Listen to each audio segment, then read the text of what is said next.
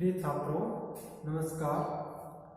वाच्य परिवर्तन का जो टॉपिक हमने शुरू कर रखा है उसको जो पिछले वीडियो में जाना था उसकी पुनरावृत्ति और उसके आगे का हम विवरण जानते हैं। देखिए, वाच्य परिवर्तन को जो टॉपिक है इसको हम अच्छी तरह से समझने के लिए चार भागों में बांट सकते हैं। सबसे पहली बात है वाच्य की परिभाषा।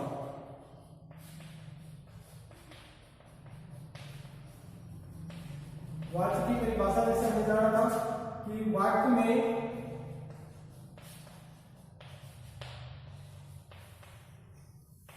वक्ता के भाव को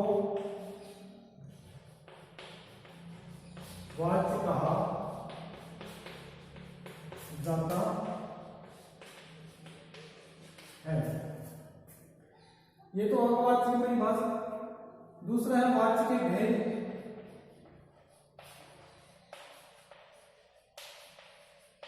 वाच्य के भेद क्या है? वाच्य तीन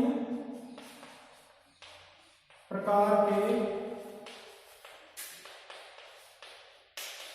होते हैं। नंबर एक है कर्तृवाच्य, नंबर दो कर्मवाच्य और नंबर तीन भाववाच्य। कर्तृवाच्य, कर्मवाच्य और भाववाच्य। अगले जो दो टॉपिक हैं वाच्य का, वाच्य की पहचान और वाच्य का परिवर्तन। वाच्य की पहचान और वाच्य का परिवर्तन, इन दोनों टॉपिकों को हम एक साथ करते हैं। ये सबसे ज्यादा महत्वपूर्ण है और यही परीक्षा में इसका पूछा जाता है। तो देखिए, जब हमने ये जान लिया कि वाच्य तीन प्रकार के होते हैं, कर्तृवाच्य, कर्मवाच्य और भाववाच्य, तो सबसे पहले ये जानिए कि कोई भी जो उदाहरण दिया गया है वो किस वाच्य का है, यानी वाच्य को पहले पहचानेंगे और पहचान करने के पश्चात हम उस वाच्य का परिवर्तन कैसे कर सकते हैं। तो इन दोनों हम साथ साथ लेंगे। तो सबसे पहले पहचान का आधार पर हम देखते हैं कि वाच्य की पहचान जो होगी, वाच्य की पहचान होगी वो दो आधार पर होती है। वाच्य की पहचान दो आधार पर हो सकती है।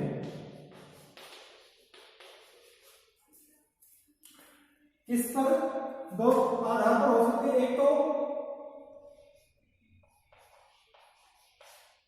एक तो है वाक्य में क्रिया के स्वरूप के आधार पर, और दूसरा होगी वाक्य में कर्म का प्रयोग के आधार पर। यानी किसी भी वाक्य को हम पहचाने उसके लिए दो तरीके हैं, दो चीजें देखते हैं कि एक तो वाक्य में जो क्रिया का स्वरूप है वो किस आधार पर है, यानी क्रिया है वो किससे प्रभावित हो रही, कर्ता से या कर्म से। दूसरा, वाक्य में क्या कर्म का प्रयोग हुआ है या नहीं है। इस दो तरीकों से हम वाच्य को पहचान सकते हैं और वाच्य को पहचान करके उसका फिर परिवर्तन कर सकते हैं। तो पहले हम लेते हैं कि क्या वाक्य में क्रिया का जो आधार है वो क्या है, इस आधार पर कैसे पहचानें। तो जैसे हम ये देखें कि कर्तृवाच्य, कर्मवाच्य और भाववाच्य, इसमें क्रिया का जो स्वरूप होगा वो किस प्रकार से होता है। यानी कर्तृवाच्य में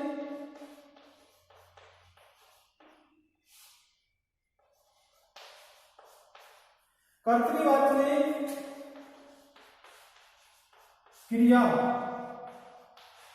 कर्ता के अनुसार होगी। कर्तृवाचक क्रिया कैसे होगी? कर्ता के अनुसार होगी। और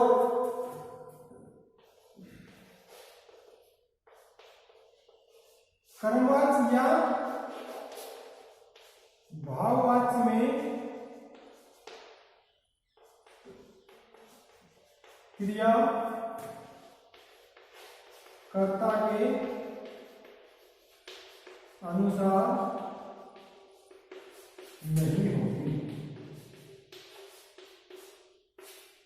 बहुत महत्वपूर्ण बात है ये कि क्रिया का जो स्वरूप होगा, यदि क्रिया का स्वरूप कर्ता के अनुसार आया है तो वो कर्तृवाच्य होगा निश्चित रूप से, और यदि क्रिया का स्वरूप कर्ता के अनुसार नहीं आ रहा है तो वो निश्चित रूप से या तो कर्मवाच्य होगा या फिर भाववाच्य होगा। तो पहला जो बात बताई थी कि क्रिया का स्वरूप किस आधार पर होगा, स्वरूप के आधार पर, तो वो यदि क्रिया कर्ता के अनुसार है तो कर्तृवाच्य, और कर्म के कर्ता के अनुसार नहीं आ रही है तो वो निश्चित रूप से कर्तृवाच्य का होकर के या तो कर्मवाच्य का होगा या फिर भाववाच्य का होगा। तो इससे होगा। दूसरा फिर आता है वाक्य में कर्म के प्रयोग के आधार पर। वो कहते हैं कि वाक्य में कर्म का प्रयोग हो सकता है या वाक्य में कर्म का प्रयोग नहीं भी हो सकता है। तो उस तरीके से भी क्या होगा कि यदि कर्म का प्रयोग हो रहा है और कर्म का प्रयोग नहीं हो रहा है, तो एक तरीका तो क्या होगा पहला। तो दूसरा तरीका क्या होगा,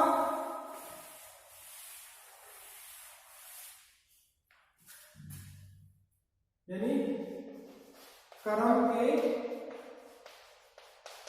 प्रयोग आधार पर, कर्म के प्रयोग आधार पर यदि वाक्य में कर्म का,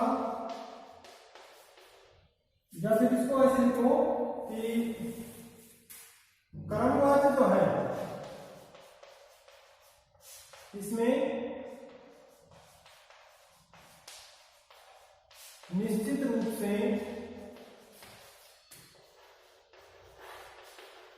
कर्म का प्रयोग होगा, और भाववाच्य में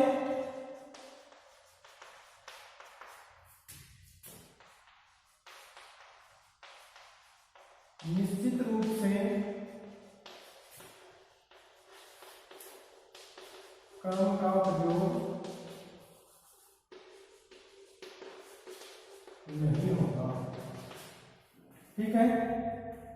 अब पता चला कि कर्तृवाच्य में क्रिया कर्ता के अनुसार ही होगी, कर्मवाच्य या भाववाच्य में क्रिया कर्ता के अनुसार नहीं होगी। एक तरीका ये हो। दूसरा तरीका जो बता रहा है हमारा, वो ये कह रहा है कि कर्मवाच्य में निश्चित रूप से कर्म का प्रयोग होगा और भाववाच्य में निश्चित रूप से कर्म का प्रयोग नहीं होगा। तो ये जो चार हमने बातें पढ़ ली, इसके हिसाब से हम उदाहरण लिख करके पहचानते हैं कि कोई भी वाक्य है वो किस वाक्य का है। तो अब मैं उदाहरण लिखता हूं।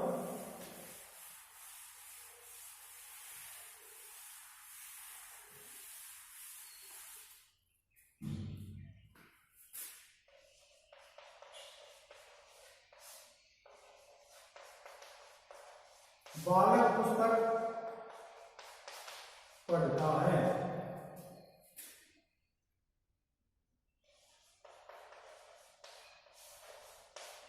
बालक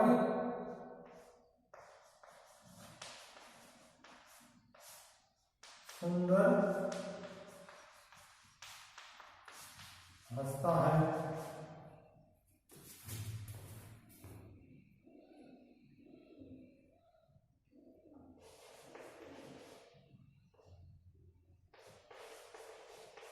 बालिका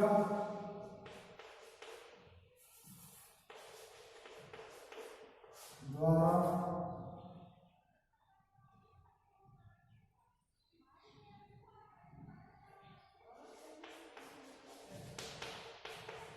दौड़ा जाता है।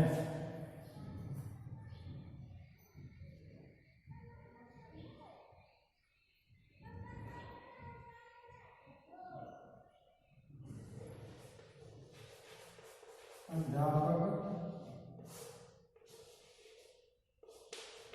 द्वारा पुस्तक पढ़ाई जाती है। ये 4 उदाहरण हो गए। पहले तो हम इसका वाच्य पहचानेंगे कि बालक पुस्तक पढ़ता है, इसमें क्रिया है पढ़ना, और पढ़ने की काम कर रहा है बालक। तो बालक और बालक को पढ़ने के लिए इच्छित क्या है यहाँ पर? पुस्तक। तो पहले तो हम ये पहचान लेंगे कि बालक को क्या है यहाँ पर? कर्ता। पढ़ना क्या है यहाँ पर? क्रिया। और पुस्तक क्या है यहाँ पर?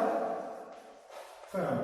तो जब ये कर्म का प्रयोग हो गया है, कर्म का प्रयोग हो गया है, तो निश्चित रूप से ये पता होगा कि कर्म का प्रयोग जहां पर होगा वो उदाहरण या तो कर्मवाचक का होगा, और अगर कर्मवाचक का नहीं तो उसको कर्मवाचक में बदला जा सकता है। तो क्रिया का स्वरूप देखो, यदि कर्ता के अनुसार आ रहा है तो कर्तृवाच्य है, अन्यथा फिर वो कर्मवाच्य या भाववाच्य या कर्मवाच्य होगा। तो देखो, बालक पुस्तक पढ़ता है, बालक करता है, इसकी जगह बालिका करते हैं हम, यानी बालिका।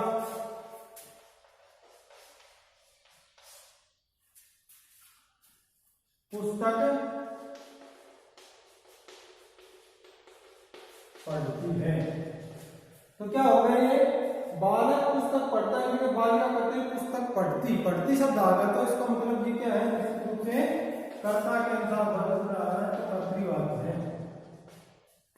अब इस कर्तृवाच्य को हम बदल सकते हैं किसमें? यदि इसमें कर्म का प्रयोग हुआ तो कर्मवाच्य, और यदि कर्म का प्रयोग नहीं हुआ है तो कर्मवाच्य में परिवर्तित नहीं होगा।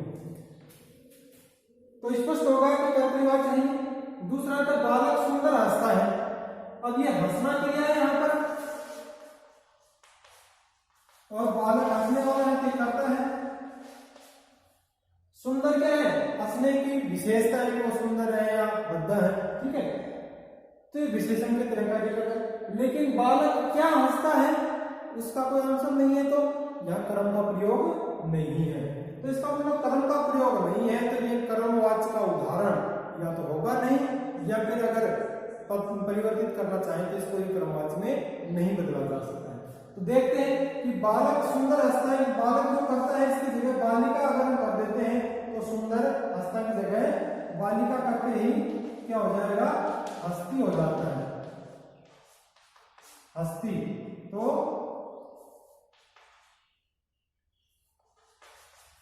इससे क्या हो जाएगा?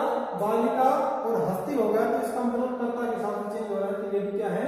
कर्तृवाच्य है, ठीक है। अगला आता है बालक द्वारा दौड़ा जाता है, या क्रिया क्या है? दौड़ना, उसको दौड़ा जाता लिखा है। दौड़ने वाला कौन है? बालिका। अब इस बालिका के वजह से क्या यहाँ दौड़ना क्रिया है चेंज होती है कि बालिका की वजह हम बालक करते हैं, तो बालक द्वारा भी दौड़ा जाता है, यही रहेगा। तो इसका मतलब कर्ता के हिसाब से रूप इसका चेंज नहीं हो रहा। जब कर्ता के हिसाब से चेंज नहीं हो रहा तो या तो ये कर्मवाच्य का या फिर भाववाच्य का उदाहरण होगा।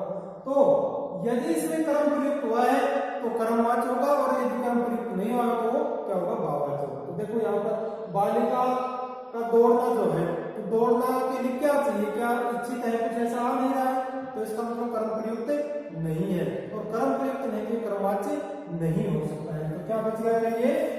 ये भाववाच्य, भाववाच्य, ठीक है। अब तीसरा है, चौथा है अध्यापक द्वारा पुस्तक पढ़ाई जाती है। अध्यापक द्वारा पुस्तक पढ़ाई जाती है, पढ़ाना काम है, यहाँ पर क्रिया है, और अध्यापक पढ़ाने वाला है, तो ये तो कर्ता होगा। और पढ़ाई जाती है, ये क्या होगी? क्रिया, क्रिया का स्वरूप। तो पढ़ाने में इच्छित क्या है यहाँ पर? पुस्तक। तो पुस्तक क्या है यहाँ पर? कर्म है। तो अध्यापक के बदलते ही क्या क्रिया का रूप बदलता है? अध्यापक की बजाय यदि हम अध्यापिका करते हैं, अध्यापिका, तो क्या अध्यापिका द्वारा पुस्तक पढ़ाई जाती है, सेम वही आ रहा है, यानी कि कर्ता के हिसाब से स्वरूप चेंज नहीं हो रहा है। कर्म के यहाँ कर्म है तो कर्म को बदल के देखते हैं कि पुस्तक की जगह जिसमें अनेक पुस्तकें पढ़ाई जाती हैं, तो वहां पर फिर वो बहुवचन का रूप हो जाएगा। यहाँ पर पढ़ाई जाती है इस प्रकार, ठीक है। तो इसका मतलब यानी कर्म के चेंज होने से चेंज होना, तो ये क्या है, ये कर्मवाचक का उदाहरण, कर्मवाचक का उदाहरण। तो अब पता चल गया कि कर्तृवाच्य में क्रिया का स्वरूप कर्ता के हिसाब से होगा और कर्तृवाच्य में कर्म का प्रयोग हो भी सकता है तथा नहीं भी हो सकता है। कर्मवाच्य में क्रिया का स्वरूप कर्ता के हिसाब से नहीं होगा, कर्म के हिसाब से होगा और बाकी में अवश्य रूप से कवर्म का प्रयोग किया जाएगा। बचा भाववाच्य, भाववाच्य में क्रिया का स्वरूप कर्ता के हिसाब से आएगा नहीं और कर्म का प्रयोग बिल्कुल नहीं किया जा सकता है वहां पर, तो इसलिए वो भाव के हिसाब से होगा, वो भाववाच्य होगा। ये बात स्पष्ट आती है। तो अब हमने जब ये पहचान लिया है तो क्या इनका परिवर्तन हम किस में कर सकते हैं, वो हम देखते हैं कि जो कर्तृवाच्य होते हैं, कर्तृवाच्यों को हम किस में बदल सकते हैं,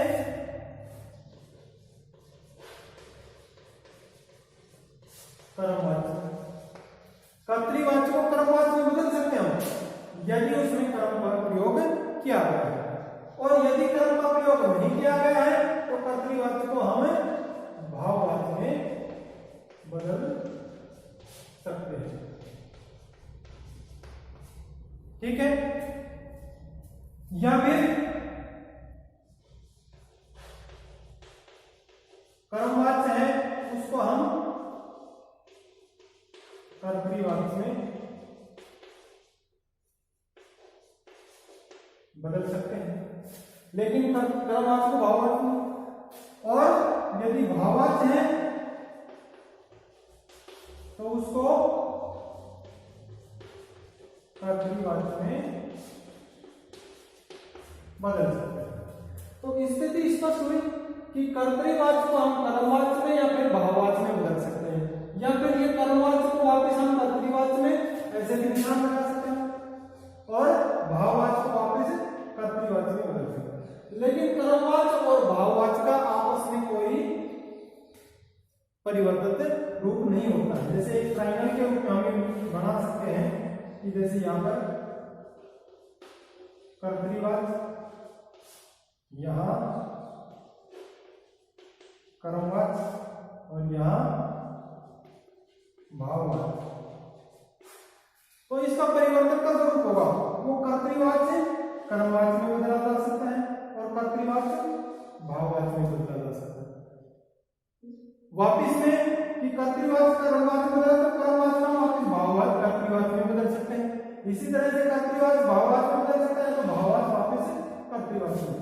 लेकिन जो कर्मवाच्य और भाववाच्य हैं इनका आपस में कोई लेना देना नहीं होता है, यानी ना तो कर्मवाच्य भाववाच्य में बदला जाएगा और ना ही भाववाच्य कर्मवाच्य में बदला जाएगा। क्यों? क्योंकि कर्मवाच्य में कर्म का अवश्य प्रयोग होता है और भाववाच्य में कर्म का प्रयोग नहीं होता। तो कोई भी सेंटेंस या तो कर्मवाच्य हो सकता है या फिर वो भाववाच्य हो सकता है, दोनों में से कौन सा एक ही हो सकता है, दोनों कभी भी नहीं हो सकते।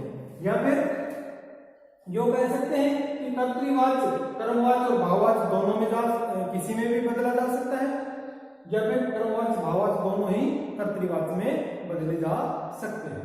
तो अब इस उदाहरण का हम उदाहरण से देखते हैं। जैसे यहां पर यह आएगा कि बालक पुस्तक पढ़ता है, कर्ता के हिसाब से है तो इसको हम कर्मवाच्य या भाववाच्य दोनों में बदल सकते हैं, लेकिन दोनों में से किसी एक में ही बदला जाएगा। कैसे कि यदि उसमें कर्म का प्रयोग हुआ है तो कर्मवाच्य में ही बदलेगा और यदि कर्म का प्रयोग नहीं हो तो भाववाच्य में ही बदलेगा। तो यहाँ पर कर्म का प्रयोग हुआ है तो इसको हम क्या कर सकते हैं कि बालक पुस्तक पढ़ता है, इसको हम लिख सकते हैं बालक के द्वारा पुस्तक पढ़ी जाती है। तो ये क्या हो गया है, कर्मवाच्य हो गया है कि अब पुस्तक शब्द के हिसाब से क्रिया का स्वरूप आ रहा है, बालक के हिसाब से नहीं आ रहा। तो ये तो क्या होगा, कर्तृवाच्य का कर्मवाच्य का प्रयोग। अगला है बालक सुंदर हंसता है, तो ये भी हंसना क्रिया कर्ता के हिसाब से आ रही, लेकिन इसमें कर्म का प्रयोग नहीं हुआ है। तो इसका मतलब इस कर्तृवाच्य को हम बदलेंगे तो कर्मवाच्य में नहीं बदल सकते। क्यों? क्योंकि इसमें कर्म का प्रयोग हुआ ही नहीं। तो शेष बच गया भाववाचक। तो इसको हम यानी भाववाचक लिख सकते हैं। तो क्या लिखेंगे हम, बालक के द्वारा सुंदर हंसा जाता है, इस प्रकार बालक के द्वारा सुंदर हंसा जाता है। तो ये क्या होगा, भाववाचक हो गया। ऐसे ही बालिका द्वारा दौड़ा जाता है, ये क्या है, बालिका के द्वारा दौड़ा जाता है। तो दौड़ने की जो क्रिया है वो बालक के द्वारा दौड़ा जाता है, तो भी चेंज नहीं होगी।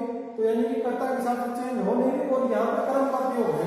तो इसका मतलब ये भाववाचक है। और भाववाचक को हम वापस किस में बदल सकते हैं, कर्तृवाचक में बदल सकते हैं। तो क्या हो जाएगा, कर्ता के साथ, यानी बालिका दौड़ती है, बालिका दौड़ रही है। तो ये क्या हो गया, कर्तृवाचक। अगला है अध्यापक द्वारा पुस्तक पढ़ाई जाती है। तो यहाँ भी पुस्तक के हिसाब से पढ़ाई जाती है, तो ये कर्मवाचक था। और जो भी पुस्तक कर्म है यहाँ पर, तो इसके प्रयोग से ये कर्मवाचक था। तो इसका परिवर्तन वापिस हम करना चाहिए तो कर्तृवाचक कर सकते हैं। तो क्या हो जाएगा, अध्यापक पुस्तक पढ़ाता है, अध्यापक पुस्तक पढ़ाता है। तो इस हिसाब से हमने ये बात अच्छी तरह से समझ ली है कि कर्तृवाच्य में क्रिया जो होगी वो कर्ता के हिसाब से आएगी और उस कर्तृवाच्य में कर्म का प्रयोग किया भी जा सकता है और कर्म का प्रयोग नहीं भी किया जा सकता है। कर्मवाच्य में क्रिया कर्म के हिसाब से आएगी और उसमें कर्म का प्रयोग अवश्य होता है। भाववाच्य में क्रिया कर्ता के अनुसार नहीं होती है तथा उस सेंटेंस में कर्म का प्रयोग नहीं होता है। ये तो स्पष्ट बातें होगी। परिवर्तन वाली होगी, कर्तृवाच्य के उदाहरणों को कर्मवाच्य में या भाववाच्य में बदला जा सकता है। यानी कर्तृवाच्य के उदाहरणों में यदि कर्म का प्रयोग किया गया है तो वो निश्चित रूप से कर्मवाच्य में ही बदलेगा, और यदि कर्तृवाच्य के उदाहरणों में कर्म का प्रयोग नहीं किया गया है तो निश्चित रूप से भाववाच्य में ही बदलेगा। यानी कर्म के आधार पर दो भेद हो जाते हैं। कर्म का प्रयोग हो गया तो वो कर्मवाच्य का उदाहरण होगा, और अगर कर्म का प्रयोग नहीं हुआ है तो वो केवल भाववाच्य का ही उदाहरण होगा। तो इस तरह से हम कर्तृवाच्य, कर्मवाच्य और भाववाच्य को पहचान सकते हैं और पहचान करके उसको हम दूसरे वाच्य में परिवर्तित कर सकते हैं। और ये स्थिति स्पष्ट हो ही गई है कि कर्तृवाच्य केवल एक ऐसा वाच्य है जो शेष दोनों वाच्यों में किसी में भी बदला जा सकता है, किसी, लेकिन वो दोनों में एक साथ नहीं बदला जाएगा। या तो वो कर्मवाच्य में ही बदला जाएगा या वो भाववाच्य में बदला जाएगा।